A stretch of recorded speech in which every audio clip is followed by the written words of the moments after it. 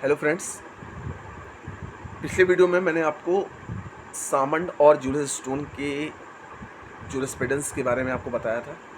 आज की इस वीडियो में हम आपको अवगत कराएंगे अधीनस्थ विधायन क्या है, सबऑर्डिनेट लेजिस्लेशन, और कितने प्रकार के अधीनस्थ लेजिस्लेशन होते हैं, मतलब how many subordinate legislation has been indicated by the Salmond commission.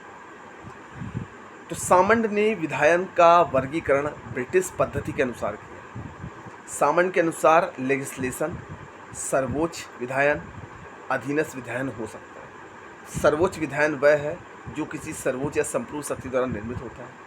सर्वोच्च विधायन संप्रभु शक्ति का प्रतीक होता है, अतः इसे किसी अन्य विधायन द्वारा रद्द, प्रतिस्थापित, नियंत्रित या संशोधित किया जाना संभव नहीं होता। जैसे सर्वोच्च न्यायालय के जो भी निर्णय होते हैं वो अधीनस्थ न्यायालय मानता है, लेकिन सर्वोच्च न्यायालय को उसके विधायन को ना तो रद्द किया जा सकता है, ना तो प्रतिस्थापित किया जाता है, ना ही नियंत्रित किया जा सकता है, और ना ही संशोधित किया जाना संभव नहीं होता। उदाहरण के तौर पर इंग्लैंड में ब्रिटिश संसद द्वारा अधिनियमित विधि सर्वोच्च विधान है। भारतीय संविधान सर्वोच्च विधायन है। ब्रिटिश संसद में सर्वोच्च शक्ति निहित होती है। इसके द्वारा पारित विधि को किसी भी न्यायालय में चुनौती नहीं दी, मतलब सर्वोच्च न्यायालय द्वारा अगर कोई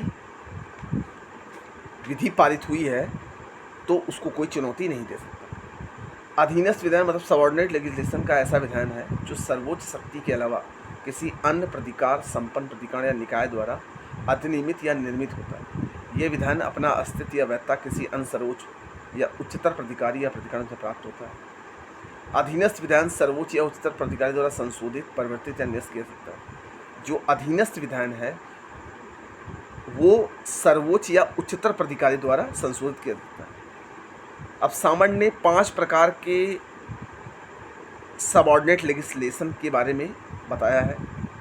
पहला है औपनिवेशिक विधायन, कार्यपालक और प्रशासनिक विधायन, न्यायिक विधायन, नगर निगमीय विधायन और स्वायत्त विधायन। तो लेजिस्लेशन 2 टाइप का, एक सुप्रीम लेजिस्लेशन और एक सबऑर्डिनेट लेजिस्लेशन। सुप्रीम लेजिस्लेशन में कॉलोनिकल, एग्जीक्यूटिव, जुडिशियल, और सबऑर्डिनेट लेजिस्लेशन में म्युनिसिपल और ऑटोनोमस, ये आते हैं। ठीक।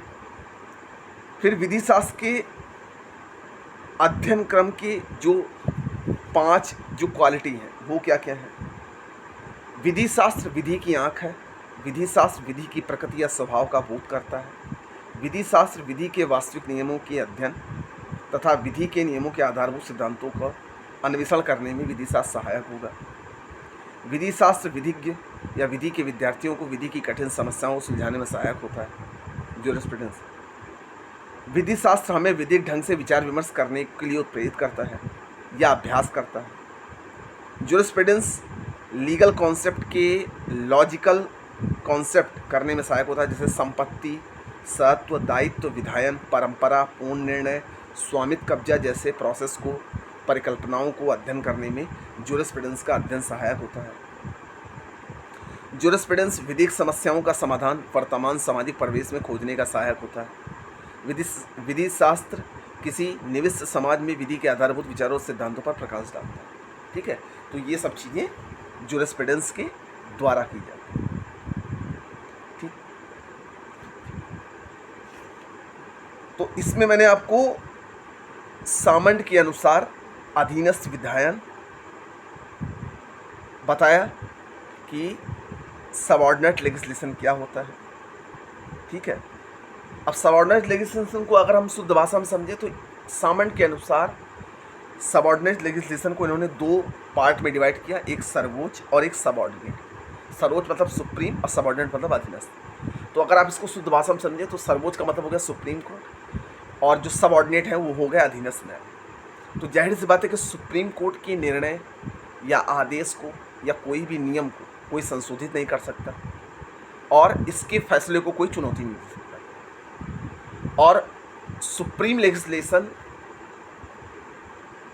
के अंतर्गत अधीनस्थ न्यायालय आबद्धकारी होते हैं, मतलब ये जो फैसला सुनाएंगे वो अधीनस्थ न्यायालय को मानना पड़ेगा और उसी के अनुसार चलना पड़ेगा। लेकिन सुप्रीम लेजिस्लेशन में अगर कोई संशोधन होता है या किसी फैसले को चुनौती होती है, तो वहाँ की जो माननीय न्यायाधीश महोदय हैं, वो आपस में मिलजुल कर ही इसका संशोधन कर सकते हैं। उसका संशोधन वही लोग कर सकते हैं, अधीनस्थ न्यायालय का इसमें कोई दखल नहीं होगा और ना तो वो उसके फैसले को चुनौती दे सकते। ठीक है, तो अब सर इन्होंने सुप्रीम लेजिस्लेशन को कॉलोनिकल, एग्जीक्यूटिव और जुडिशियल, कॉलोनिकल, एग्जीक्यूटिव और जुडिशियल, और सबऑर्डिनेट में निगमीय हो गया और आपका स्वायत्त मतलब ऑटोनोमस लेजिस्लेशन, इसके बारे में बताया सामान्य।